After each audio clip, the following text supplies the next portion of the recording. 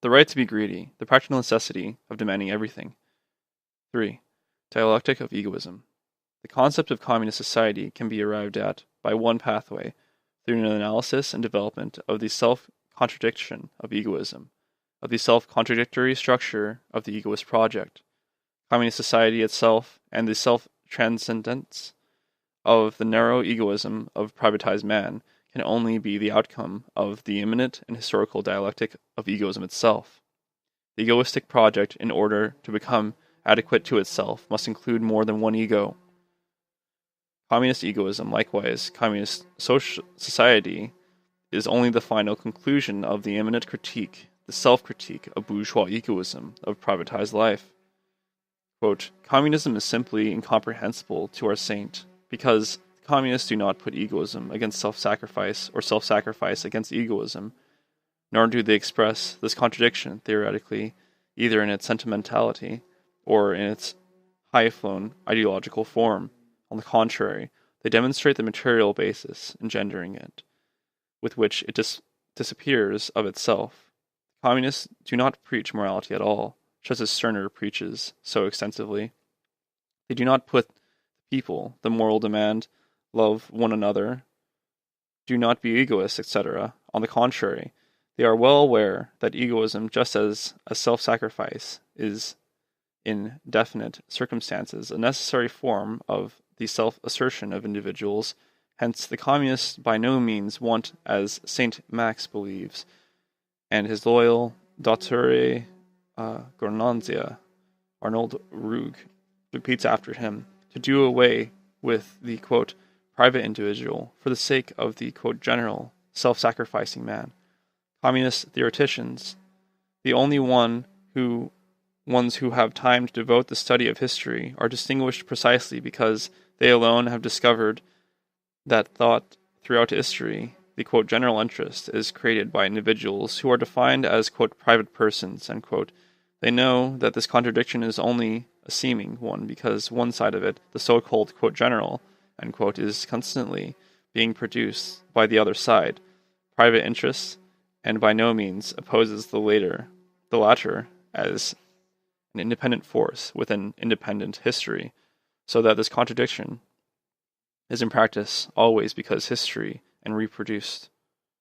Hence, it is not a question of the Hegelian, quote, negative unity, end quote, of two sides of contradiction, but of the materially determined destruction of preceded materially determined mode of life of individuals, with the disappearance of which this contradiction together with its unity also disappears, end quote. That comes from Karl Marx and Friedrich Engels' The German Ideology, op. citation p. 272. The suppression of private egoism follows the same course as private egoism. The path out of narrow egoism is the straight and narrow path of this egoism itself. But as Einstein argued with respect to physical time-space, what is straight and narrow from the narrow viewpoint of the immanent observer may be anything but straight to a larger view, highly curvaceous, in fact, even curved back on itself. The abstract negation of egoism, repression, will not suffice, but only its determination, negation, and its immanent negation, that is, auto-negation. The development of egoism, the historical phenomenology of subjectivity, is a dialectic also in this sense. The way out of a narrow egoism passes through narrow egoism itself, and all attempts to block this way tend only to inhibit the development and rest in it at this narrow stage. Private egoism is egoism in conflict with its own essence, but this becomes true visibility, and therefore fully once and once only, the conditions necessitating narrow appropriation, often lumped sloppily under the Confucianist category, quote, scarcity, end quote, are gone, and the conditions for a fuller, wider appropriation have matured. Specifically, this means the conditions for the appropriation of other people as subjects mutuality, as opposed to merely as objects exploitation. Thus, for example, the present, quote, recession, end quote, the growth of poverty, and the desperation which it entails has been at first a major setback in this regard, and has drastically curtailed the daily experimental base which for a while, at the peak of the quote, prosperity unquote, of the 60s, made this critique feel true. What we tend not to be imminently aware of is that the prevailing narrow and impoverishing form of egoism, of self-gratification, is one deeply mixed with its opposite, with a renunciation of self-gratification, that the quote, greed we normally experience is a greed radically admixed with its own negation, with the embittered renunciation of greed, basing itself as it must on the narrow conditions of self-enjoyment presently available and especially formerly available to it under conditions of extreme deprivation and toil. Specifically, the form of self-enjoyment which is excluded, the self-denial hiding at the heart of privatized egoism, is the denial of all the social pleasures, the communal pleasures of spontaneous gregariousness, the warmth of human solidarity, the exuberance of authentic festivity, the pleasures of association, and social satisfaction in general. The vestiges of these are confined within the ever-narrowing circle of the private family, instead, itself the nuclear remnant, adapted by capital, of the bygone primitive communist kinship societies and, quote, extended families, unquote, which publicizes its final self-critique in the burgeoning rates of divorce being recognized as an officially titled, quote, estrangement, end quote, the especially in the, quote, advanced capitalist countries, that is, the countries which have reached the advanced stage of social alienation. The lag in appropriation of newer conditions of, quote, non-scarcity, and, quote, potential, and, to some extent already, actual abundance, is the content in which the present historical stage of the, quote, dialectic of egoism, end quote, must be understood. The positive movement of the early, quote, hip, end quote, movement, the whole libidinal emergence, which began in the 60s and now in the recession of the 70s, is eclipsed again, incomprehensible in part as a beginning of the appropriation of those newer conditions. The root illusion of all pious and aesthetic ideologies is that, since exploitation is the partial appropriation of man by man, the way to rid the world of this, quote, sin is instituting the non-appropriation of man by man rather than the total appropriation, that the way to the negation, quote, quieting, end quote, of desires is its repression rather than its fulfillment, touching me not, and I will not touch thee, the logic of privation. The problem of misery of narrow egoism admits only two solutions, either its exaggeration to the point where it overspills its own limits, its expansion until it becomes one with the totality, rediscovering precisely within itself its supposed opposite in that which it formerly excluded, or its repression, and with that evidently the unending reign of the present form, which is all that its historical repression has so far succeeded in producing. Communism is not the self-repression of egoism. It is the only narrow egoism wants to transcend itself for its own deepest reasons. When it finds internal reasons, egoistic reasons, then it sees itself becoming its own ruin, defeating itself, self-defeating, and therefore self-contradictory. That is, it brings itself to its own end. And communism begins. Private egoism historically is its own undoing. Its exercise brings about its own socialization, social egoism. Communism is the negation of egoism only by virtue of being a higher form of egoism, egoism's own higher form. Narrow egoism, the ideology of self-gratification and self-realization, and the practice of exclusive self-gratification and self-realization becomes, at a certain stage in its development, a fetter upon self-realization and a fetter upon self-gratification. It becomes the main limit and the obstacle to its own goals. It becomes a barrier itself. This is the self-negativity which awakens in it the desire for its own transcendence, for the self-transcendence, a suppression in accord with itself, with its own essence, and on its own terms, basing itself on the possibility of the community of gratification as the unlimited amplification of gratification. This is the imminent self-critique of narrow egoism, the death sentence which pronounces upon itself.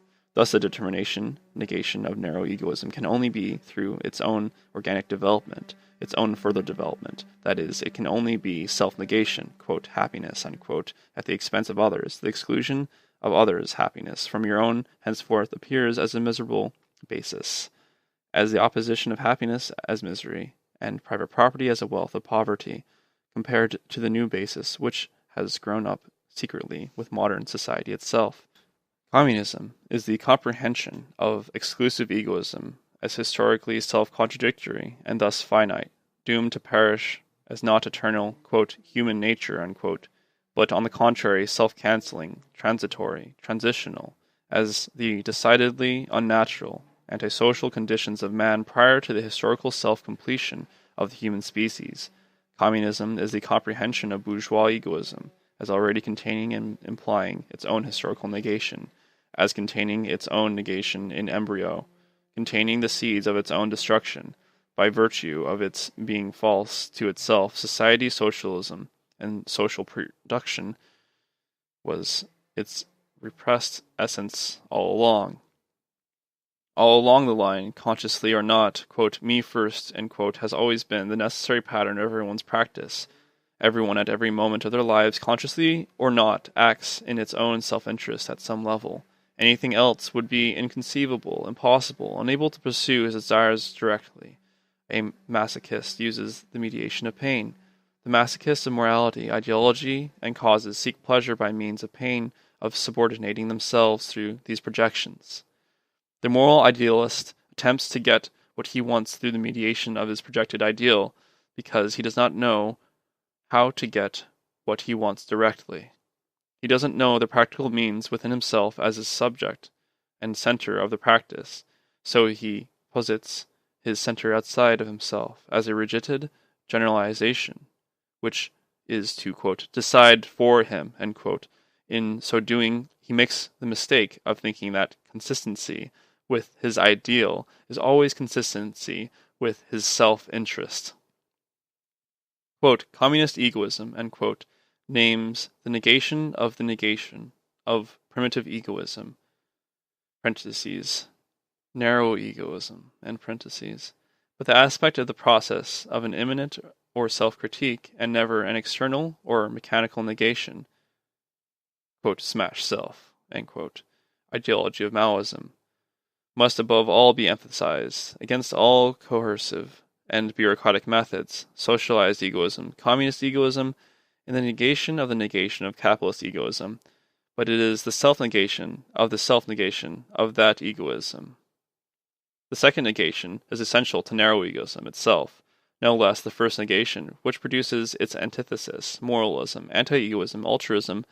The second negation is already to narrow egoism, to the preservation of its own premises. Once it advances to a certain threshold, it itself development. The proper method to catalyze, to stimulate, and accelerate. This process is another, i.e., from the, quote, outside, is the evocative method, the method of seduction, the method of rebuke, though itself at certain crucial turns here too is, especially in the forms of the method of chastisement, more adequate to the first, not the second, negation of narrow egoism. The method of chastisement is that of forcibly drawing out moral projections from the psyche, or creating, quote, handles in the victim's head for easy manipulation, handling by authorities and ideologues of all sorts, of instilling submissiveness, of inducing the split in the victim between the sense of duty and the sense of inclination, of forming the guilt loop of alienating self-control. The second negation means, on the contrary, the negation of altruism, the overcoming of these separations, the collapse of the projections back into the psyche, their re-owning in the coalescence of the self, centration, instead of alienation, of self-control. This is the very formation of the, quote, self, capable of, quote, self-management. Don't get us wrong. Make no mistake. This theory is no apologia for narrow egoism. We have no interest in the negation of altruism, which is simply a return to narrow egoism, a regression. Communist egoism, and not altruism, is the true opposite of narrow egoism. Communist egoism, and not narrow egoism, is the true opposite of altruism. Although altruism and narrow egoism are commonly taken as true opposites, they have this in common. An imminent critique of either must arrive at communist egoism. That is, communist egoism is the synthesis of altruism and narrow egoism. Communist egoism is simultaneously identical both of them and neither.